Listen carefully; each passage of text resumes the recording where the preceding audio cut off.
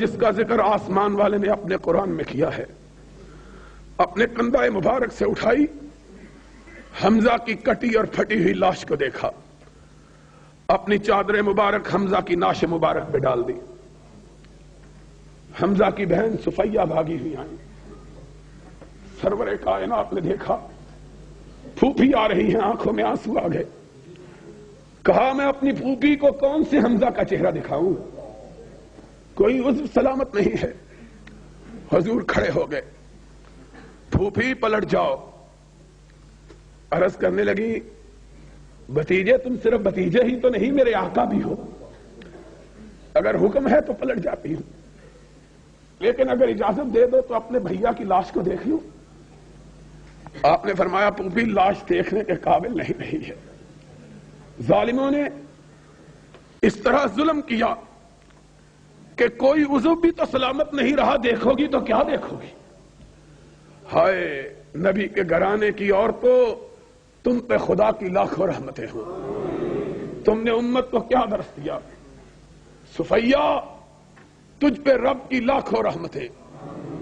کہنے لگی آقا میں نے پہلے کہا ہے، تم صرف بھتیجے نہیں بلکہ آقا و مولا بھی ہو، حکم ہے تو پلٹ جاتی ہوں، لیکن اگر سمجھتے ہو کہ میں اپنے بھیا کی کٹی پھٹی لاش کو دیکھ کے چیخو پکار کروں گی، ماتم و بہن کروں گی، تو ایسا تو نہیں ہوگا۔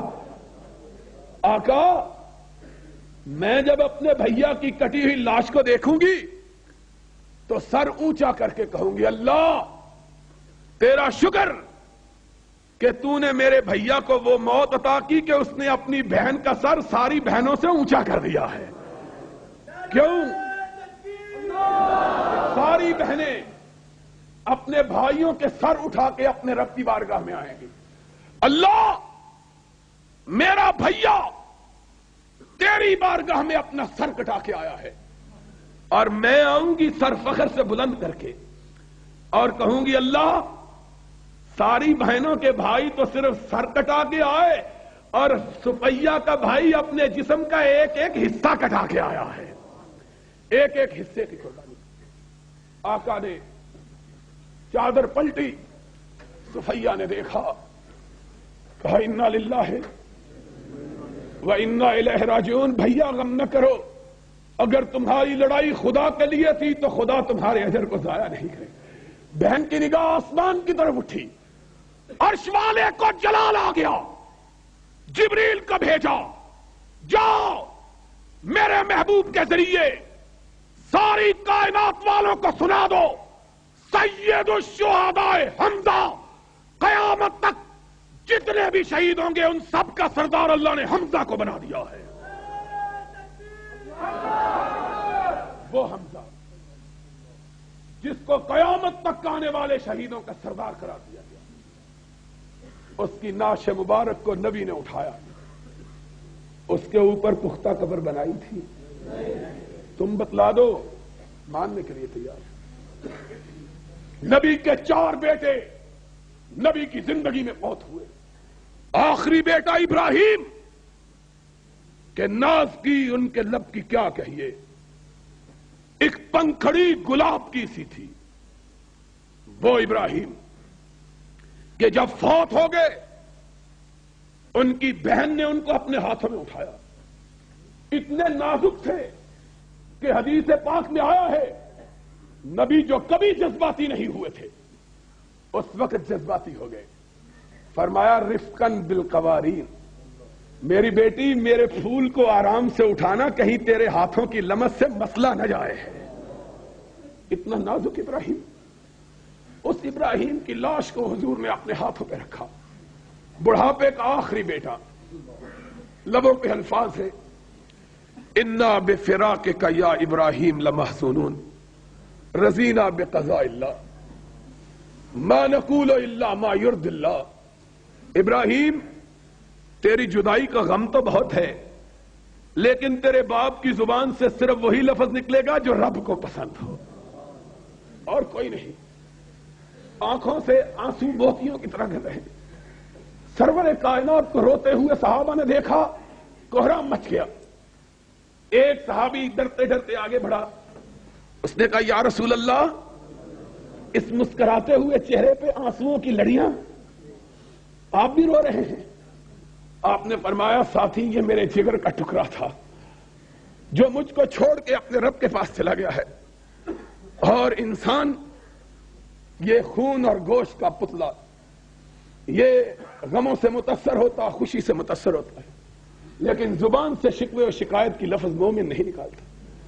یہ حضور کی حالت، اٹھایا بیٹے کو قبرستان میں دفن کیا، جاؤ بخاری شریف، مسلم شریف، ترمذی، ابو داؤد، نسائی، ابن ماجہ، مسند احمد، موطا امام مالک، حدیث کی ساری کتابیں اٹھاؤ، صحابہ سے کوئی ایک روایت بتلاؤ کہ کسی نے کہا ہو جہاں حضور نے اپنے بیٹے کو دفن کیا کسی کو اس کی قبر معلوم بھی تھی کہ نہیں تھی۔ کپڑے مٹنے کے لیے فرمان رسول علی کو یہ اہل حدیثوں کے ہاتھ میں، ما رأیت قبرا مشرفا الا سبیتا ولا صورتا الا طمستا۔ اے علی جاؤ، جو بالش سے قبر اونچی نظر آئے اس کو برابر کر دو، جو مورتی نظر آئے اس کو مٹا دو۔ اہل حدیث رسول کا پیغام لے کر قبروں کو مٹانے کے لیے نکلے، تم قبروں کے بنانے کے لیے کوئی جھوٹی حدیث ہی دکھا دو، کوئی دکھا سکتے۔ لڑتے ہیں اور ہاتھ میں تلوار بھی، لڑتے ہیں اور ہاتھ میں۔ دوستو ہمارا مسلک صرف ایک بات پہ مبنی، اور اس بات پہ فخر، اس بات پہ ناز، غرور نہیں کہ غرور اسلام کے اندر جائز نہیں، لیکن خدا کا شکر، اور تم بھی شکرانہ ادا کرو کہ آج اس گئے گزرے دور میں اگر کوئی خم ٹھونک کر، سینے پر ہاتھ مار کر، ڈنکے کی چوٹ یہ بات کہہ سکتا ہے کہ میرا مسلک صرف وہی ہے جو محمد الرسول اللہ نے ابو بکر و عمر کو دیا تھا، اس میں کوئی ملاوٹ نہیں، کعبے کے رب کی قسم وہ صرف ایک مسلک ہے اور وہ تمہارا مسلک اہل حدیث ہے، اور کوئی مسلک کائنات میں ایسا موجود نہیں ہے۔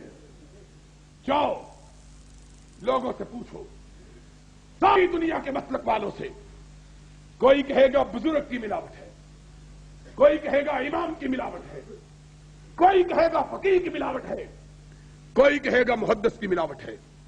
ہم نے کہا جس میں بھی ملاوٹ ہو، چاہے ملاوٹ کتنی پاکیزہ ہی کیوں نہ ہو، اس کو خالص، دودھ خالص وہی ہے جو بھینس کے تھنوں سے نکل کر آ۔ اگر اس کے اندر روح کیوڑا ملا دیا جائے تو دودھ خالص ہوگا؟ اگر اس کے اندر زمزم کا پانی ملا دیا جائے دودھ خالص؟ دودھ خالص وہی ہے جس کے اندر کوئی آمیزش نہیں، اور مسلک خالص وہی ہے جس کے اندر نہ کسی امام کی، نہ کسی فقیہ کی، نہ کسی محدث کی، نہ کسی شیخ کی، نہ کسی بزرگ کی، نہ کسی پیر کی، نہ کسی اونچے کی، نہ کسی کالے کی، نہ کسی گورے کی کوئی ملاوٹ نہ ہو، بلکہ بات وہی کہے جو محمد کریم نے کہی تھی، اور وہ کیا ہے؟ ایک ہاتھ میں رب کا قرآن ہو، دوسرے ہاتھ میں محمد کا فرمان ہو۔ انشاءاللہ جب تک ہم زندہ ہیں قرآن کو بھی اونچا رکھیں گے، محمد کے فرمان کو بھی اونچا رکھیں گے۔ جو لڑے گا اس کا مقابلہ کریں گے، پشت پھیر کر نہیں بھاگیں گے کہ ہماری تاریخ میں پشت پھیرنے والے کو اپنے قبیلے کا فرزند